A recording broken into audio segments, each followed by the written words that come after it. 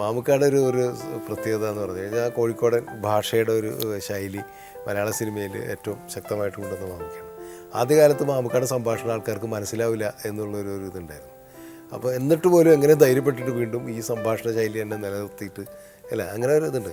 നമ്മളൊക്കെ അഭിമുഖിച്ചിട്ടുള്ളൊരു കാര്യമാണ്. മാമുക്ക പറയുന്നത് മറ്റുള്ളവർക്ക് മനസ്സിലാവില്ല. മാമുക്കൊക്കെ അത് ഫീൽ ചെയ്തിട്ടുണ്ട് എപ്പോഴെങ്കിലും മറ്റുള്ളവർ പറഞ്ഞു? ഇല്ല പലരും എന്നോട് പറഞ്ഞത് നിങ്ങളെ ഈ ഭാഷയാണ് നമ്മൾ ആകർഷിച്ചത്. അതെ.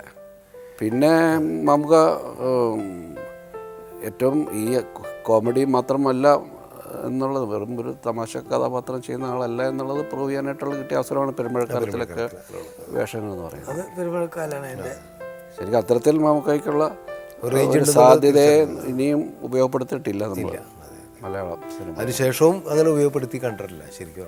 അതിനുണ്ടാകണം നമുക്ക് പ്രതീക്ഷിക്കാം. ശരിക്കും പെരുമഴക്കാലം റിലീസായി ജനങ്ങൾ പറഞ്ഞ ശേഷമാണ് ഏറ്റവും എന്നുള്ള ശ്വാസം വീണത്. നമുക്കൊക്കെ ഒരു ധൈര്യം.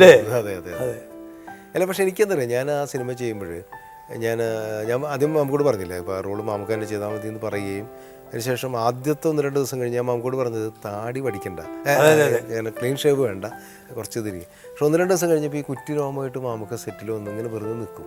മാമുക്ക തമാശകൾ പറയാറുണ്ടായിരുന്നില്ല ആ സെറ്റിലധികം. അപ്പോൾ ഞാൻ റസാക്കിൻ്റെ അടുത്ത് പറഞ്ഞു, മാമുക്ക ആ ക്യാരക്ടർ ആകുന്ന ഒരു സംഭവം, ആ നിപ്പിൽ വല്ലാത്തൊരു ധൈര്യത ഉണ്ടായിരുന്നു.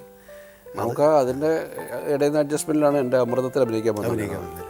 ആ മീശ തേച്ചിട്ട് ഈ വെള്ള മീശ പോകാതിരിക്കാൻ വേണ്ടി അതിന് എന്തൊക്കെ തേച്ചിട്ട് എൻ്റെ പിന്നെ മാമുക്കയുടെ ഒറിജിനൽ കഥാപാത്രം അല്ലെങ്കിൽ മാമുക്കക്ക് പരിചിതമായ മേഖലയിൽ നമ്മൾ ഷൂട്ട് ചെയ്ത സിനിമയാണ് കാണാക്കനാവ്. കല്ലായി തന്നെ ഷൂട്ട് ചെയ്ത് കല്ലായി തന്നെ ചായക്കടയിട്ട് ചായക്കടക്കാരനായി. മാമുക്കയ്ക്ക് വളരെ പരിചിതമായ ഒരു ഭൂമികയിൽ നിന്നുകൊണ്ടാണ് ആ സിനിമ. പ്രത്യേകിച്ചും ആ കല്ലായി പുഴയുടെ ആ ഒരു ഫീല് കിട്ടാൻ വേണ്ടിയിട്ടുള്ള ഒരുപാട് കോൺട്രിബ്യൂഷൻസ് ഇവരുടെയൊക്കെ ഭാഗത്തുനിന്നുണ്ടായിട്ടുണ്ട്. അതുപോലെ തന്നെ ഹിസൈനസ് അബ്ദുള്ള എന്ന് പറയുന്ന സിനിമയിൽ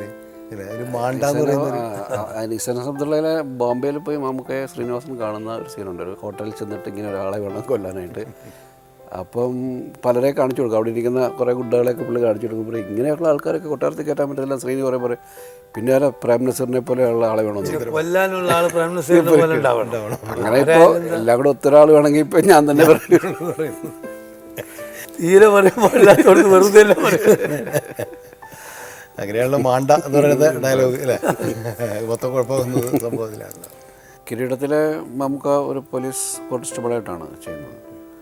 ഈ കിരിക്കാടൻ ജോസിനെ കുറിച്ച് ശരിക്കുള്ളൊരു പിക്ചർ കൊടുക്കുന്നത് മാമുക്കയുടെ കഥാപാത്രമാണ്. ഇയാൾ എന്തായിരുന്നു എന്നുള്ളത് തിലകഞ്ചേട്ടൻ്റെ വീട്ടിലൊരു സന്ധ്യയ്ക്ക് ഇരുന്നുകൊണ്ടാണ് കിരിക്കാടൻ ജോസ് എന്ന് പറയുന്ന കഥാപാത്രത്തിൻ്റെ വ്യക്തമായൊരു ചിത്രം പ്രേക്ഷകർക്കും മറ്റ് കഥാപാത്രങ്ങളും ലഭിക്കുന്ന മാമുക്കയുടെ വിശദീകരണത്തിലൂടെയാണ്.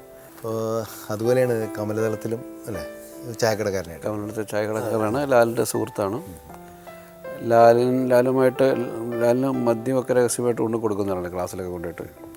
ലാൽ ക്ലാസ് എടുത്തോണ്ടിരിക്കുമ്പോഴത്തേക്ക് ഈ കലാമന്ദിരം എന്ന് പറയുന്ന സ്ഥാപനത്തിൽ പഠിച്ചിട്ട് അവിടെ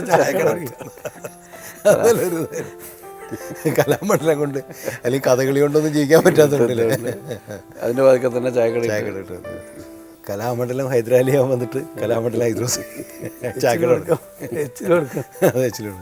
ഇപ്പോൾ മാമുക്ക സിനിമ നടനായിട്ട് വന്ന ഒരു കാലഘട്ടത്തിൽ എനിക്ക് തോന്നുന്നു മാമുക്കാനെ ഏറ്റവും കൂടുതൽ സ്വാധീനിച്ചിട്ടുള്ള ഒരു നടനായിരിക്കും ബഹദൂർ അല്ലേ. ബഹദൂർക്കായിട്ടും അവസാന കാലത്ത് ഭയങ്കര ഒരു ബന്ധം. സിനിമക്ക് മുമ്പേ ബന്ധമുണ്ട്. ബഹദൂർക്ക് കോഴിക്കോട്ട് നാടകമായിട്ട് വരും. ഇവരൊരു അംബാസഡർ കാറിൽ ആകെ 3-4 ആളെ വരുള്ളൂ. ബാക്കി അവിടുന്നൊക്കെ വിളിച്ചൊപ്പിച്ചിട്ട് ഫില്ല് ചെയ്യലാണ്. വല്ലാത്ത പഹയനും ഈ മാണിക്ക കൊട്ടാരം 2-3 നാടകങ്ങളായിട്ട് വന്നിട്ടുണ്ട്. പിന്നെ ബഹദൂർക്കൊക്കെ കോഴിക്കോട് ഒരുപാട് കണക്ഷൻ ഉണ്ടായിരുന്നു. ഫറൂഖ് കോളേജിൽ പഠിച്ചത് കൊണ്ട് അവരൊക്കെ ഞാനേറ്റു പരിചയമുള്ള ആളാണ്. അങ്ങനെ അവർ ബഹദൂർ നമ്മളെ സ്വന്തം ആളാണ്. അങ്ങനെ വരുമ്പം പോവും, കാണും, ചെറിയൊരു പരിചയമുണ്ട്. പിന്നെ ബഹദൂർക്ക് കല്യാണം കഴിച്ചത് കോഴിക്കോട്ടായതുകൊണ്ട് ആ കുടുംബം മമ്മൂക്കായിട്ടൊക്കെ ഞാനും കുറച്ച് ഒരടുപ്പുണ്ടായിരുന്നു. പിന്നെ ഞാനും കൂടി സിനിമയിൽ എത്തി വെക്കുമ്പം ഞാനും ബഹദൂർക്കും ഭയങ്കര അടുപ്പായിപ്പോയി. എൻ്റെ വീടിന് തറട്ടന്ന് ആ ഡേറ്റ് ചോദിച്ച് ഓർമ്മയാക്കി വന്ന ആളാണ്. എനിക്ക് എന്നെ സഹായിക്കാൻ പറ്റിയില്ല എന്നെ കരഞ്ഞു. പ്രേം നസീർ വീടെടുക്കുമ്പോഴും ഞാൻ അയാൾക്ക് പൈസ കൊടുത്തിട്ടുണ്ട്. അയാളുടെ അടുത്ത് ഇല്ലാഞ്ഞിട്ടല്ല, എൻ്റെ ഒരു സന്തോഷം പങ്കിന് വേണ്ടിയിട്ട് അത് തരാൻ എനിക്ക് പറ്റില്ല എന്നുണ്ട് കാര്യമൊക്കെ ചെയ്തു. അത്ര വലിയൊരു അടുപ്പുണ്ടായിരുന്നു. അവസാന സിനിമയിലും അല്ല അവസാന സിനിമയിലും ഒരുമിച്ച് ലോഹിയുടെ ജോക്കർ എനിക്ക് തോന്നുന്നത് പെട്ടെന്ന് തോന്നിയല്ല, ഇപ്പം ഞങ്ങൾക്കൊക്കെ അങ്ങനെ ഫീൽ ചെയ്തിട്ടുണ്ട്. ഇപ്പോൾ ബഹദൂറിൻ്റെ ഒരു പിന്തുടർച്ച തന്നെയാണ് മാമുക്ക സിനിമയിൽ. കഥാപാത്രം കൊണ്ട്, അല്ലെങ്കിൽ മുസ്ലിം ആയതുകൊണ്ടല്ല ഞാൻ ഈ പറയുന്നത്, ഒരു സ്വസിദ്ധമായ ഒരു ശൈലി അഭിനയത്തിലായാലും ശരി, പിന്നെ ജീവിത സാഹചര്യങ്ങൾ, ഒരുപാട് സൗഹൃദ വലയം, അങ്ങനെ ആ രീതിയിലല്ല നമുക്കതിനെ നോക്കി കാണാവുന്നതാണ് ഒരു വ്യക്തി എന്നുള്ള രീതിയിൽ. ഏതാണ്ട് ബഹദൂർ ഖാൻ്റെ കണക്ഷൻസും ഒക്കെ നമുക്കവിടെ ഒരു സൗഹൃദ വലയം അങ്ങനെ തന്നെ ഒക്കെ ഉണ്ടെന്ന് തോന്നുന്നത്. അതിപ്പം വെള്ളരിപ്രാവിൻ്റെ ചങ്ങാതി എന്ന് പറഞ്ഞ പടത്തിൽ ഞാനൊരു വേഷം ചെയ്തു. പലരും എന്നോട് ചോദിച്ചത് ബഹദൂർ ഖാൻ അനുകരിച്ചതല്ലേ എന്നാണ്.